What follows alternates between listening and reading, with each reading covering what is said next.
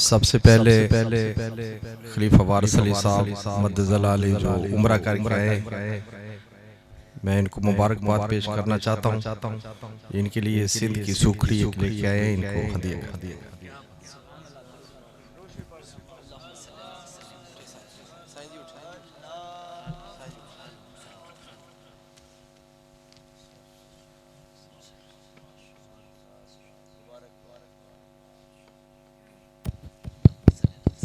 تیری جالیوں کے نیچے تیری رحمتوں کے سائے، جسے دیکھنی ہو جنت وہ مدینہ دکھائے۔ مبارکباد سے ماشاءاللہ۔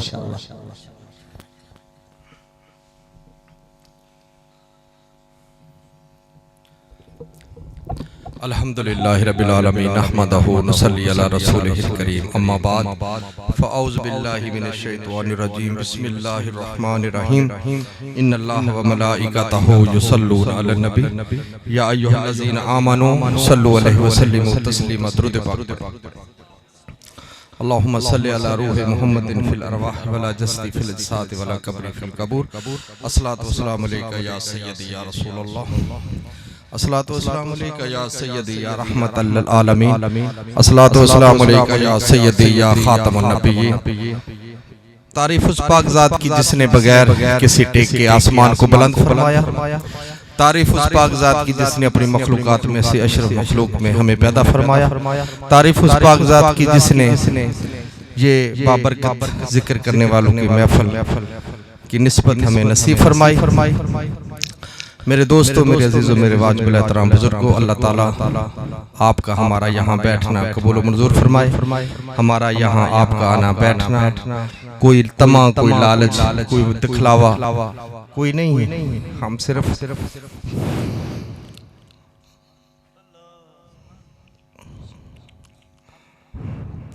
یار کو راضی کرنے بیٹھے۔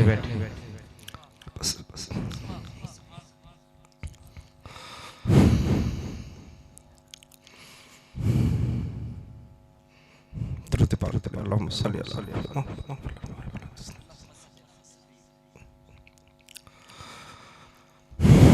اللہ تبارک و تعالیٰ نے اپنے پاک کلام میں ارشاد فرمایا، اِنَّا أَعْطَيْنَاكَ الْكَوْثَرَ فَصَلِّ لِرَبِّكَ وَانْحَرْ إِنَّ شَانِئَكَ هُوَ الْأَبْتَرُ۔ اللہ تعالیٰ فرماتا ہے کہ اے میرے محبوب، اِنَّا أَعْطَيْنَاكَ الْكَوْثَرَ، بے شک ہم نے آپ کو آب کوثر کا مالک بنایا۔ اللہ تعالیٰ فرماتا ہے جنہوں نے میرے راستے قربانی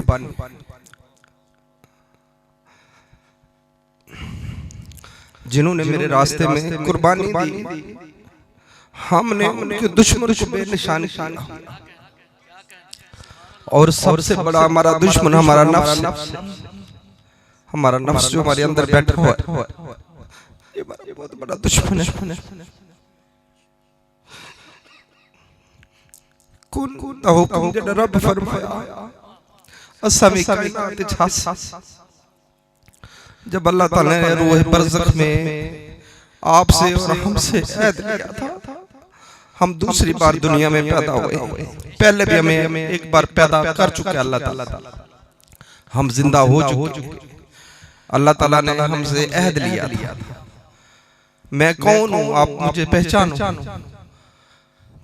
تو اس وقت روح نے کہا تھا تو ہمارا رب، تو ہمارا اللہ، تو نے ہمیں پیدا کیا ہے۔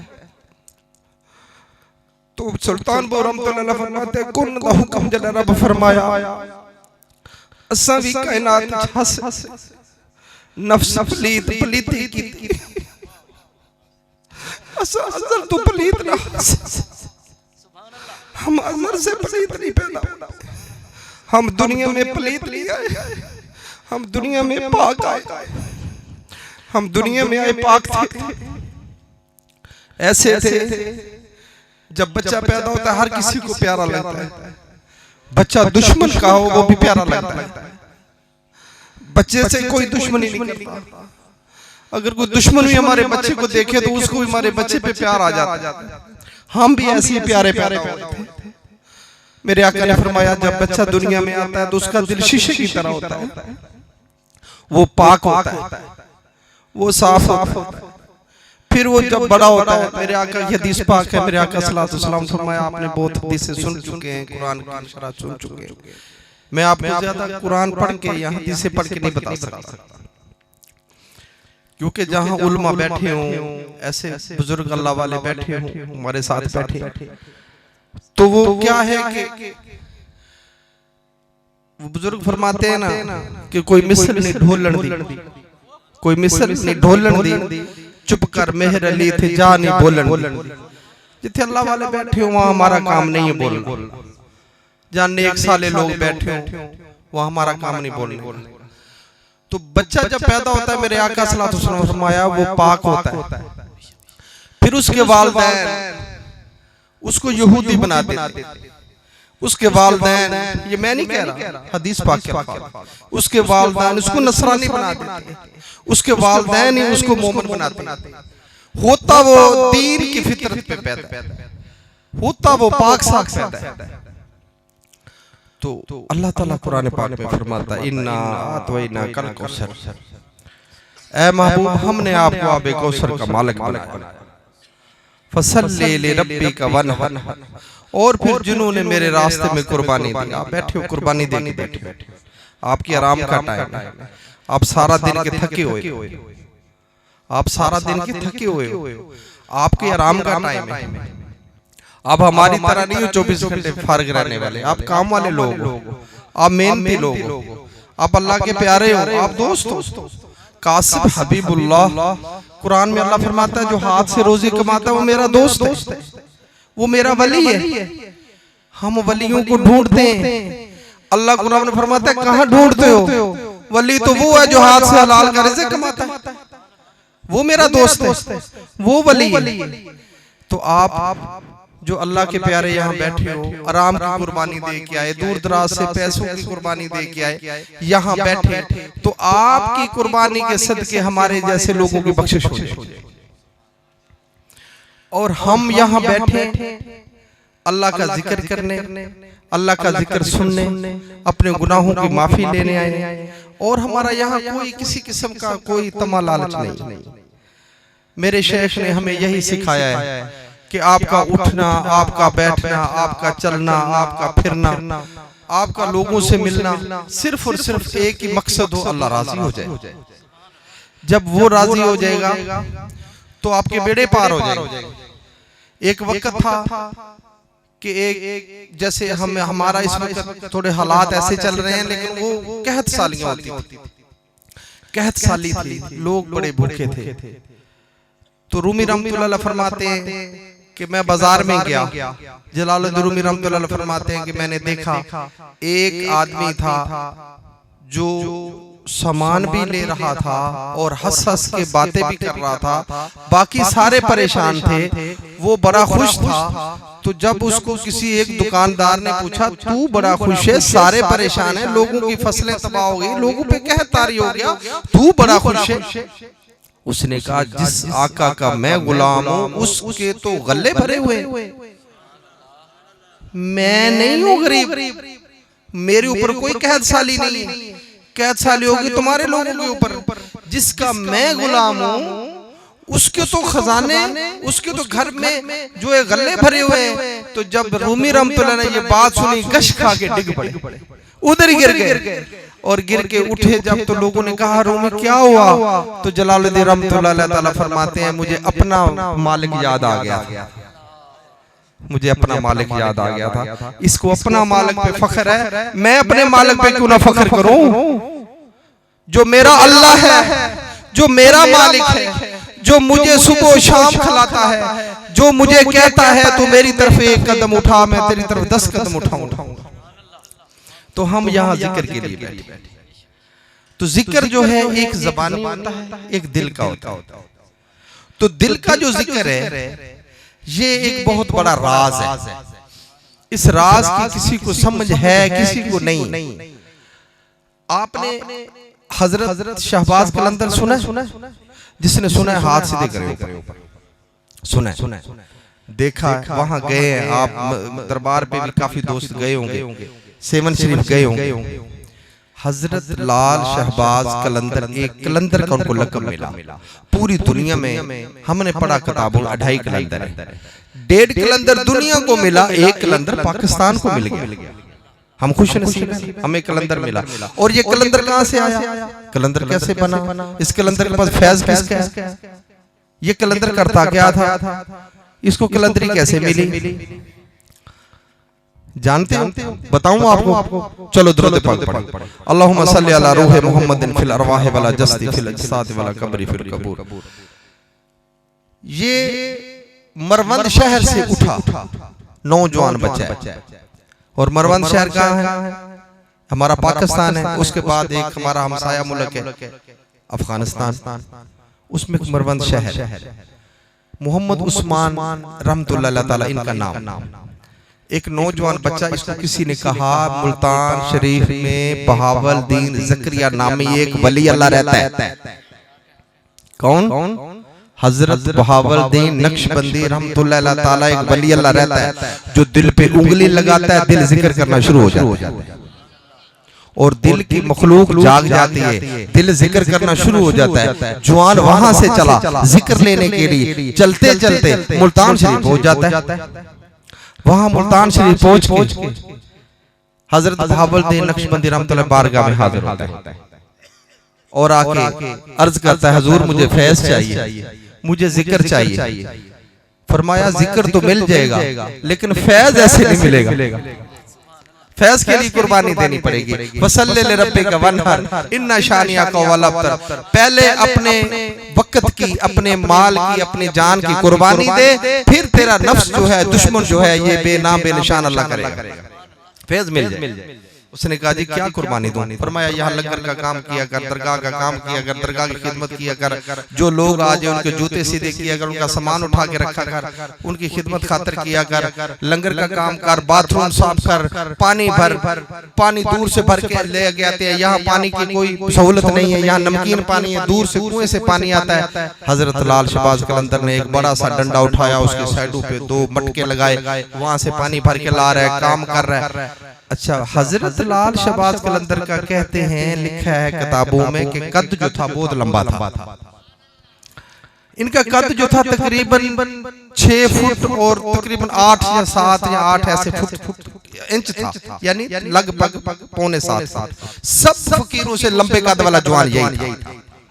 اب یہ کیا کرتا کہ جب یہ کام کے لیے جاتا نا تو چلتا نہ بھاگتا، اور اس کے بھاگنے کا انداز ہوتا تھا کہ اپنے یہ دونوں بازو یوں پھیلا لیتا تھا، پھیلا کے پھر یوں بھاگتا تھا، جیسے چھوٹے بچے نہیں خوش ہو کے بھاگتے، جب کوئی کام ہوتا وہاں تک پہنچنے کے لیے یوں بھاگتا، اور جب تک شیخ سامنے اس کو نظر آتا رہتا تب تک یہ بھاگتا اور اپنے بھاگنے کے اندر مستی بھی کرتا، ناچتا۔ اچھا کیا ہوا کہ جب یہ بھاگتا تو اس کو حضرت بہاول دین نقشبندی رحمت اللہ دیکھ کے مسکراتے اور فرماتے فقیرو یہ عثمان جو ہے نا، یہ دیکھو کیسے چلتا ہے جیسے باز اڑتا ہے، شباز اڑتا ہے، یہ شباز ہے۔ ان کا نام شباز رکھا تھا حضرت بہاول دین نقشبندی نے۔ خدمت کرتے رہے، پھر ایک وقت آیا، یاد رکھو یہ جو خلافتیں ہیں نا، یہ یہاں سے نہیں ملتی، زمین پہ خلافتیں نہیں ملتی۔ ہمارے شیخ کامل پیر میٹھا رحمت اللہ علیہ فرمایا کرتے تھے، جس فقیر نے خلافت کا ارادہ کیا اس کی بیعت ٹوٹ گئی، وہ دوبارہ بیعت کرے، طریقت سے خارج ہو گیا، کیونکہ وہ لالچی ہے۔ ہمارے طریقت میں لالچ نہیں چلتا۔ تو وہ کیا کرتے ہیں کہ جب انہوں نے ایک وقت آیا کہ شیخ کامل نے ان کا نام بیت المعمول میں اللہ کے ہاں بھیج دیا، اللہ کے ہاں قبول ہو گیا، اب خلافت مل گئی۔ خلافت کے بعد حکم دیا کہ تم پتہ کہاں جاؤ گے تبلیغ کرنے؟ اکھے جی کہاں؟ تو بڑا جوان دلیر ہے اور تیرے اندر بڑی پاور میں دیکھ رہا ہوں، تجھے ایسی جگہ بھیجوں گا جہاں پر بڑی ایک بہادری کی ضرورت ہے۔ حضور کہاں بھیجیں گے مجھے؟ فرمایا سیون میں چلا جا، ایک راجہ رہتا ہے وہاں غیر مسلم، اور وہ علاقہ تقریباً مسلمانوں کا نہیں، اور وہ حکومت بھی انہیں کی ہے، اور جب شام ہوتا ہے تو بازار سیون کے سج جاتے ہیں، میلہ شروع ہو جاتا ہے، ناچ گانے شروع ہو جاتے ہیں، نشے شروع ہو جاتے ہیں، یعنی ہر برائی کی وہ سیون جڑ ہے۔ دریا کے ساتھ لا کے وہاں چلا جا اور وہاں بھیج دیا۔ یہ بھی ایک طویل قصہ ہے، لیکن میں اس کو مختصر کرتا ہوں۔ انہوں نے پہلے اپنے بودلے کو بھیجا، پھر گئے کیسے پہنچے، طویل واقعہ، لیکن میں اس کا مقصد آپ کو بتانا چاہتا ہوں۔ جب حضرت لال شہباز قلندر وہاں پہنچے تو ایک وقت آتا ہے، اب یہ میری بات زیر غور ہے، ایک وقت آتا ہے، ایک فقیر جو ہوتے ہیں نا ہمارے حضور کے جو طریقہ کار ہے نقشبندی سلسلے کا، مراقبہ سنتے ہیں نا، مراقبہ کرتے ہیں نا، مراقبہ یہ صرف قلبی ذکر کا مراقبہ ہے۔ اس کے بعد شیخ روحی مراقبہ دیتا ہے، بہت سے مراقبے دیتا ہے۔ ایک ایسا مقام آتا ہے جہاں پر مراقبہ کروایا جاتا ہے انوار و تجلیات کا۔ ابھی جالیوں کا ذکر فیضان صاحب کر رہے تھے، حضور کی جالیوں کا۔ جب تجلیات، انوار و تجلیات کا مراقبہ ہوتا ہے تو وہ نور اور تجلی اس فقیر کے اوپر پڑتی ہے جو میرے آقا کے روزے کے اوپر پڑتی ہے، کیونکہ فیض وہی ہے نا، مدینے سے آتا ہے، مشایخ کے سینہ بسینہ آتا ہے۔ تو جب وہ مراقبہ انہوں نے کیا نا، شیخ نے دیا، تو آج بھی وہ مراقبہ آتا ہے، آج بھی مراقبے کرائے جاتے ہیں۔ ہمارا سجن سے آج بھی وہ مراقبے دیتا ہے، لیکن ایسے گھر بیٹھے یہاں نہیں دے گا، سال میں ایک بار جانے سے بھی نہیں دے گا، عرس پہ چلے گئے، بس میں بیٹھ گئے اور ہم بڑا مل مار رہے ہیں، نہیں۔ اور ہم تو اپنے پیر کے پاس بڑے سوٹ بوٹ اور دستار سجا کے جاتے ہیں۔ ہمارے جو مشایخ تھے وہ جب اپنے پیر کے ساتھ سامنے جاتے تھے پٹکا بھی نہیں باندھتے تھے، ٹوپی بھی نہیں رکھتے تھے، ننگے سر یا ہلکی سی ٹوپی رکھ لی، ایسی حالت میں جاتے تھے کہ ہم آپ کے سامنے ایسے مسکین ہیں، بس آپ کے لنگر کرنے کام کرنے والے ہیں، ہم کچھ بھی نہیں۔ تو وہ اس کنڈیشن میں جاتے تھے۔ تو کیا ہوا کہ جب انوار و تجلیات پڑی نا، تو پھر اس کی حفاظت کرنے کے لیے وہاں سے حضرت باولدین نے خط لکھا کہ اے لال شہباز قلندر، اپنے سینے کی اور آنکھوں کی حفاظت کرنا، جو فیض تیرے سینے میں ہم نے رکھ دیا اب اس کی حفاظت کرنا۔ وہ کہتے ہیں کہ یہ جو سکھوں کا گرو نانک ہے، یہ بھی نقشبندی ایک بزرگ کے ہتھے چڑھ گیا تھا، اور اس نے کہا تو کون ہے؟ میں گرو نانک ہوں۔ کن کا؟ سکھوں کا۔ فرمایا تیرا دل اللہ اللہ کرنا شروع کر دے تو کیسا رہے گا؟ اگر تیرا دل اللہ اللہ کرنا شروع کر دے کیسا رہے گا؟ اچھا رہے گا، لیکن میں محمد رسول اللہ نہیں کہوں گا۔ کیا کہا گرو نانک نے؟ میں محمد رسول اللہ نہیں کہوں گا، بھلے میرا دل اللہ اللہ کرنا شروع کر دے۔ فرمایا چل ٹھیک ہے، وہ بات کی بات ہے، ادھر بیٹھ۔ اس کا دل پہ انگل رکھی، دل ذکر جاری کر دیا، اب دل اللہ اللہ کرنا شروع ہو گیا۔ سائی والے